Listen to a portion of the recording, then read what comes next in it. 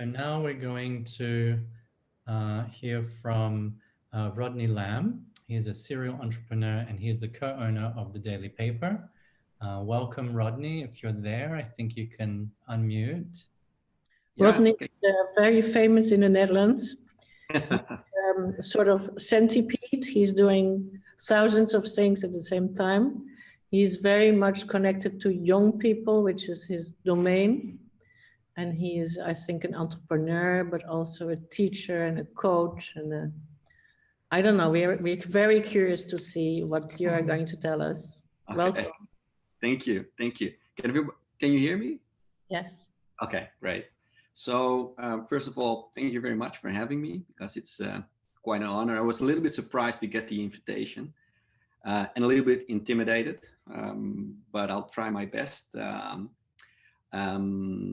My name is Rodney Lam. I'm 46 years old. I have 5 kids and I am a serial entrepreneur, which means that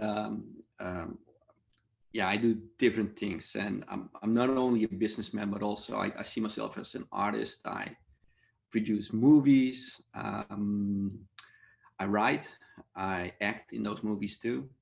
And I just wanted to talk to you a little bit about inclusivity and diversity, because there are so many subjects that are can add up to a world of hope, but I think this is something that I can bring to the table. My name is Rodney Lam, but actually it's abbreviation of my full name, which is Sheikh Alam.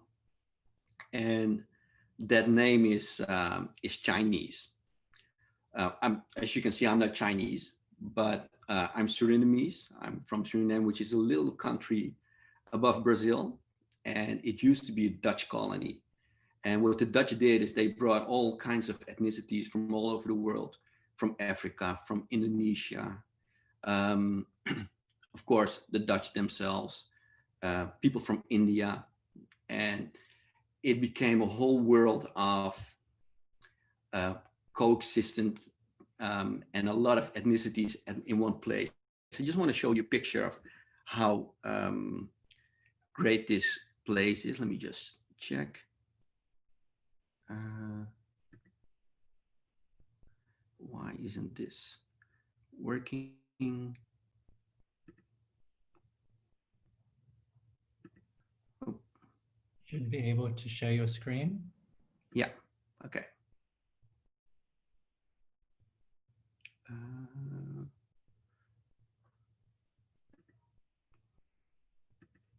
Can you see my screen already? Not yet. Not yet. Okay. It's strange. Share screen.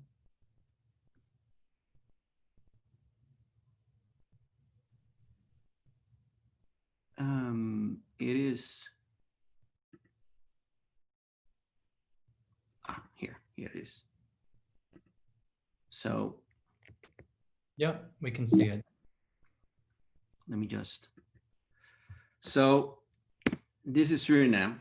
This is a street in Suriname. It's one of the only places, maybe the only place, where you have a synagogue next to mosque, which is typical for Suriname. It's such a mixture of culture, and everybody's living together. There are really poor houses next to really rich houses, and again, that's why it makes this place so beautiful. And you know, I don't look Chinese, as my last name would make you believe, but so I went in search of my roots, and this is what I want to show you. As you can see, this is my DNA. I am 33% Cambodian. There's some Indonesian blood, Nigerian 17%, Jewish, European, and also some Indian in there. So this is what you get when you get all those people living in one place, and I'm the product of those people coming together.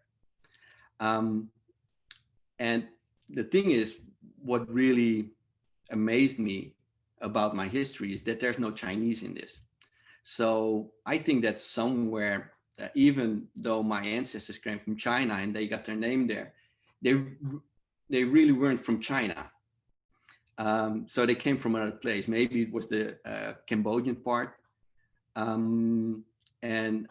So they were passing through, and even now, I don't know where I'm going. I might stay for the rest of my life in Amsterdam, but maybe I'll find some other place to live in. You know, the thing is when you have all those ethnicities in your DNA and living in Amsterdam or any place whatsoever, you feel a little bit out of place because you're not black, you're not Asian, you're not white. And although I never felt discriminated, that's something that I really want to say. In the Netherlands, I think it's a nice place to live, especially Amsterdam. I never felt discriminated, but I did feel a little bit out of place sometimes. And it started as a young kid, going to a white school, and then having a career in banking, having a career in telecom. You sometimes feel like an imposter because you have this uniform, which is sometimes a 2-piece or 3-piece suit. And when you take it off, you're somebody else. So you're a different person at the bank, and then you're a different person at home. And I'm very grateful for that time because I had some really good coaches, really good business coaches, some men and women who really invested in me. But again, it just wasn't me. And I felt that I needed to do something else, you know. And I do want to state that the first part of the process of inclusion is including yourself, because what's happening now a lot is that people try to distance themselves and don't want to be a part of the community anymore. They just want to do something else, and they're rebelling. And the farther you draw away from society, the more extreme it gets. So I just want to say that I do think that a lot of people, they need to get back into society, and you can't expect other people to listen if you are not trying to be a part of the conversation. But feeling as an imposter, I just felt I had to find my own way. I had to do something for myself, and that's where I started my journey as an entrepreneur, doing a lot of new stuff. I produce movies now, which the latest movie that I made was, we had this very diverse cast from Suriname, from Curacao, from Egypt, and we showcased the movie with all kinds of ethnicities. And I'm making a new movie now, and it also has a strong message of inclusion. You know, the thing, like what the introduction said, I also co-own Daily Paper, which is a really, really inclusive environment. Let me just see if I have a picture here. Yeah. Actually, today is a really, really good day for us. After 2 years of hard work, we're opening our store in New York today. Unfortunately, I couldn't be there because of my busy schedule. So it's a little bit of a bitter pill because, you know, I worked really hard to get this done, but I'm really happy that finally we're opening. It was a lot of stress. You can only imagine with COVID, and then George Floyd and Black Lives Matter. So we went like 8 months over time, but it's here. It's finally here. Sorry. And one of the beautiful things is what we did with Daily Paper is that we brought a little bit of our culture to New York. And why am I saying that? Because if you look at this building, you see that the front of the building is a little bit like, it has a little bit the shape of an Amsterdam canal house, but it also looks a little bit like a mosque. So there's this combination of different styles that we brought with us. And then you see all the colors, you know, on the walls. Those are actually recycled cans from the brand Arizona, the iced tea, which is a local, it's a local drink from New York, from Brooklyn. So what we did is we brought a little bit of our own culture, and the founders of Daily Paper, they are African, and they all came to Amsterdam at one point, and they brought this Amsterdam culture into their designs. And now that we went to New York, we brought a little bit, we took a little bit of that New Yorkish local, hyper local product and put it into the design. So this is just one of the examples of how we try to include stuff in our designs. And if you look at our clothing, it's on our website, dailypaperclothing.com.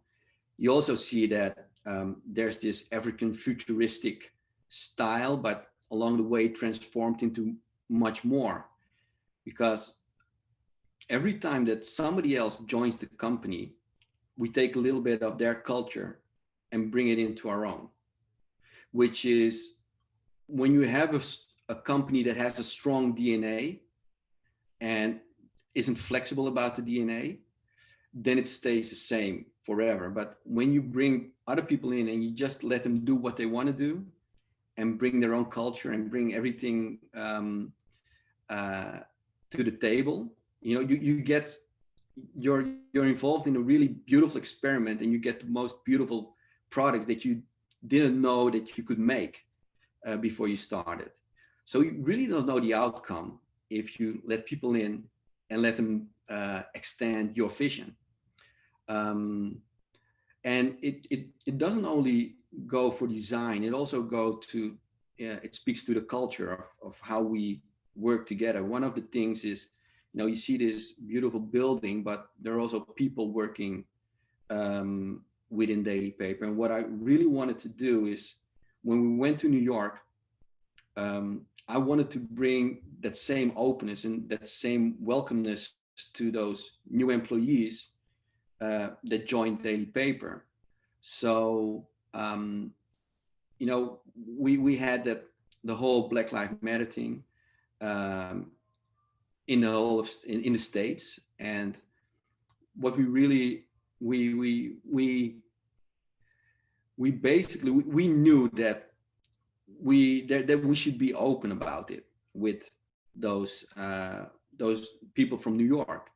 So when one of our employees, our operations manager, she came and she just said, you know, what are we going to do about Juneteenth? I really didn't know about Juneteenth before, when she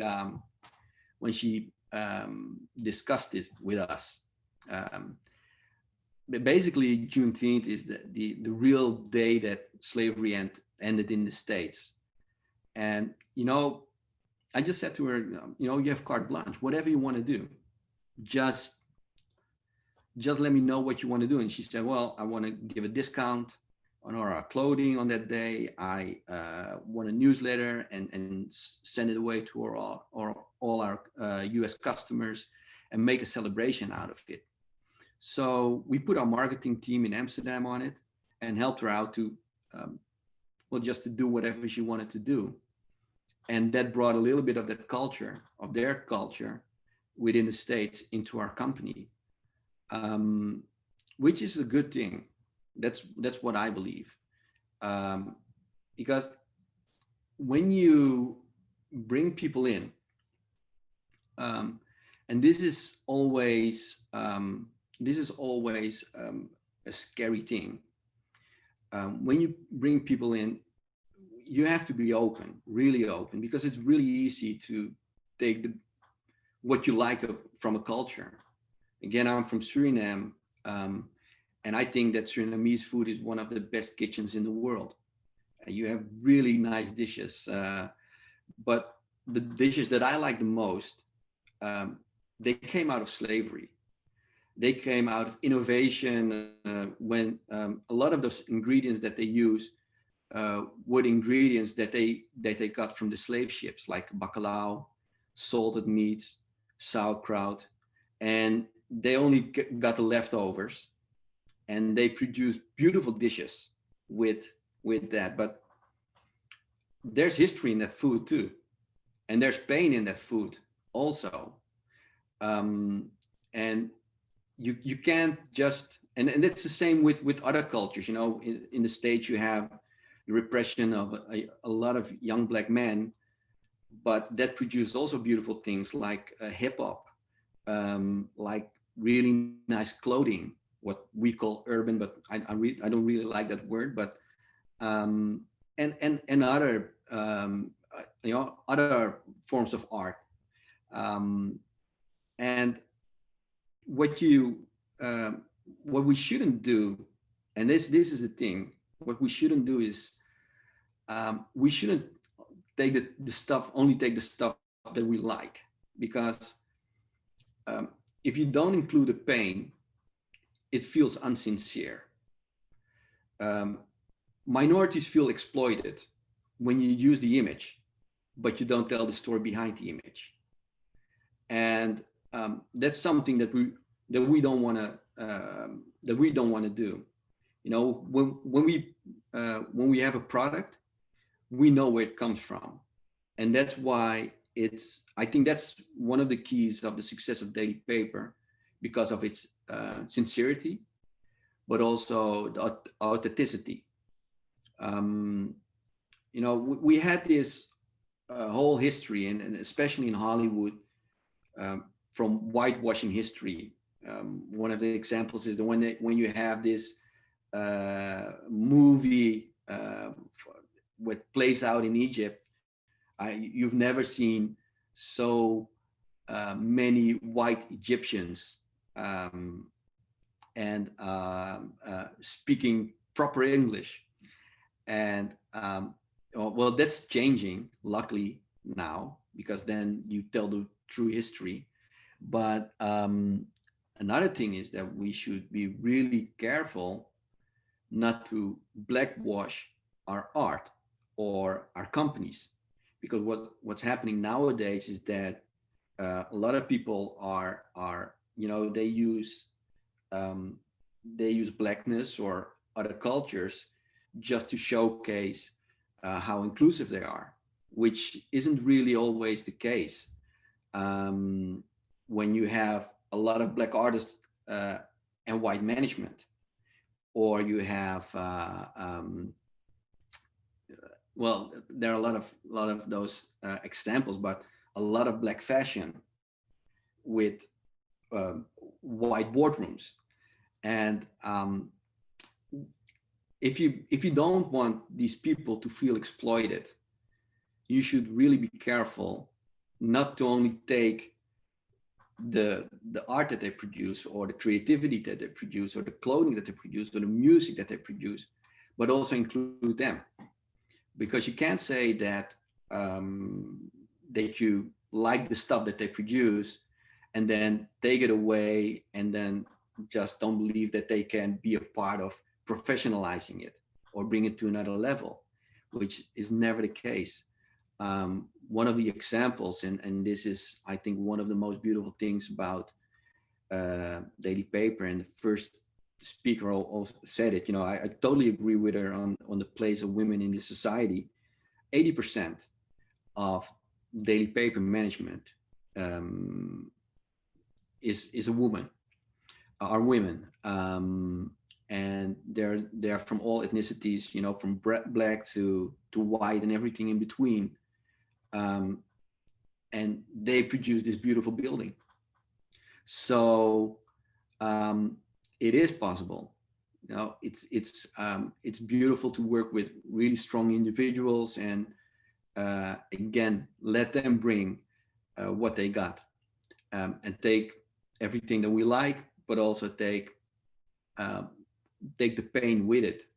When we had this, when we had this BLM catastrophe in the world, which has had its impact also, even in Amsterdam, even within Daily Paper, it was a really strange situation, and especially on Black people, and particularly Black women, who felt that they had this, well, they had to work harder than everybody else. And then you had on the other side, you had a lot of white people who didn't really know how to cope with the situation, didn't know what to say. And even though none of them were racist, because it's really hard to be a racist and working for Daily Paper, of course, that's not possible, but they really didn't know what to say, and they wanted to comfort, or they wanted to say whatever, but they couldn't just find the words for it. So I had to talk to everybody and try to bring them closer together. And I think that happened, and we're better for it. And I think that, you can't produce what we do, if it's movies, or it's art, or it's clothing, fashion, music, without having the authenticity behind it. And that makes it, I think, a very beautiful thing, because the second part of inclusion is, including others within, with everything that they have, with their whole culture, bring it into your company. When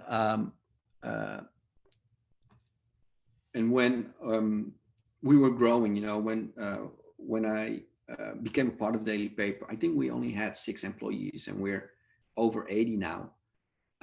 I had to find a way to make this work, and this is actually what a normal company looks like.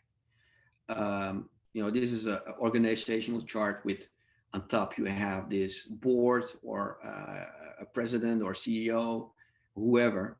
And this just wasn't the way that I wanted to run a company, because if you're one person on top, he strongly decides what the DNA of the company becomes. And that's not how I thought that the world should be, or a company should be run. So I turned it around, make the other people more important, and give them all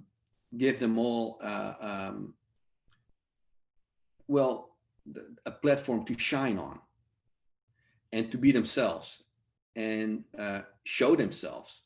Because that's what, when you don't give people the chance to shine, it's, you're missing out on so much.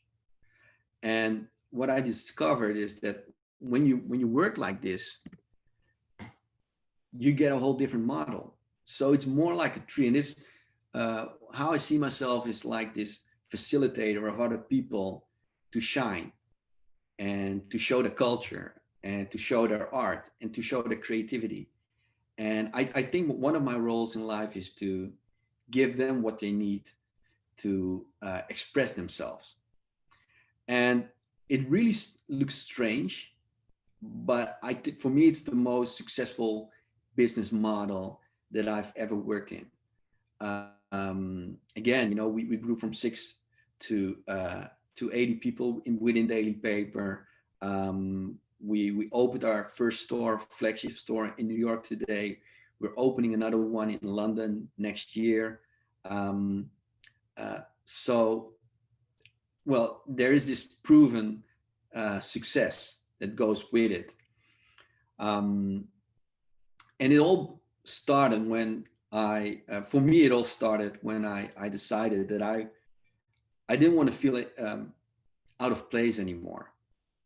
And by that, you know, build this platform, this world, these companies where everybody would feel welcome the way that they are, and express themselves the way that they wanted to express themselves. Because there's this saying like, believing is the evidence of the things that you hope. And I truly believe that. I do believe that if you look like a company in Daily Paper, when we started out, we hoped that it would be something like this. But it starts small, you know, it starts with the execution of your vision. And the image that you have in your hope, with your hope is without the execution is nothing. You know, you have to start somewhere. You have to you have to do the work, and if you do the work, the proper outcome is logical. You know, but you do need to change your mind. You do need to change the way that you do things, because if we go on doing the things that we already did in the same manner, in the same fashion that we always did it in, there will never be another outcome.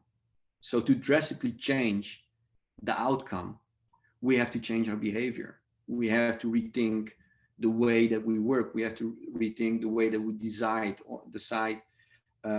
organizational structures. We have to rethink who we are hiring and why we're hiring somebody like that.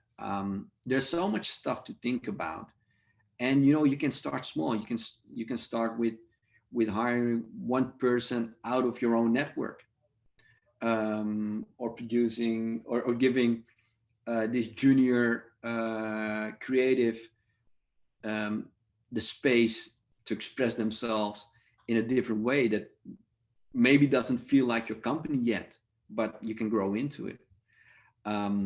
And if we just give that, if we just give ourselves the time to change that, then the outcome is most certainly always different, and will surprise you maybe, but I do think that you'll get something really beautiful out of it. So hopefully this inspired you the way that the others inspired me, and well, I want to thank you for your time. Let me just.